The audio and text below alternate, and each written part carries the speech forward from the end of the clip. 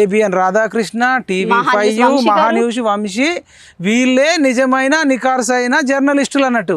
ఈ TV9, 10TV, NTV వీళ్ళు జర్నలిస్టులు. వాళ్ళు ఏ పార్టీలకు పనిచేస్తున్నాయి అనేది మనకు తెలియదా? అంటే కేవలం వాళ్ళు మాత్రం నిజకార్సైన వాళ్ళు, మిగతా వాళ్ళు డబ్బాగల్లా. మరి ఇదే ముక్క ఎన్నికల ముందు చెప్పుంటే నీ కొడంగల్లో చిత్తుగా ఓడిపోయేటోడివి. నా ముఖం చూసి ఓటే అన్నావు. నిన్ను ఆల్రెడీ కామారెడ్డిలు ముందే పసిగట్టి కామారెడ్డిలో చిత్తు కూడా కొట్టిర్రు. ఎమ్మెల్యేగా ఓడిపోయినోడికి అసలు ముఖ్యమంత్రి ఇవ్వడం అనేది తప్పు. నీ క్వాలిఫికేషన్ ఏంది? నువ్వేం చదివినావు? ఈయననే ఎడ్యుకేషన్ డిస్కంటిన్యూ చేసిండు. ఎడ్యుకేషన్ మినిస్టర్ ఇచ్చిర్రు. ఎడ్యుకేషన్ డిస్కంటిన్యూ చేసినోడికి ఎడ్యుకేషన్ మినిస్టర్ ఉండొచ్చు. ఎటువంటి పోలీస్ జాబ్లో కానిస్టేబుల్ జాబ్ కొట్టలే, SI జాబ్ కొట్టలే, IPS ఎగ్జామ్ రాయలే, ఈయన హోమ్ మినిస్టర్ కావచ్చు. ఈయనలో Group 1 పాస్ కాలే, Group 2 పాస్ కాలే, ఈయన మున్సిపల్ శాఖ కావచ్చు.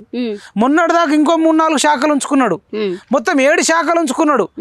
ఏమి చదువురాని నీకే 7 శాఖలు ఉంటే మరి ఇక నువ్వు ఇంకా అందిని ఓనామాలో రానోడు జర్నలిస్ట్ అయిండు, కాలు మీద కాలు వేసుకున్నాడు. అసలు నీ ప్రెస్ కాన్ఫరెన్స్కు ఏ యూట్యూబ్ ఛానల్ నాకు తెలిసి అయితే ఎవరు పోలేదు.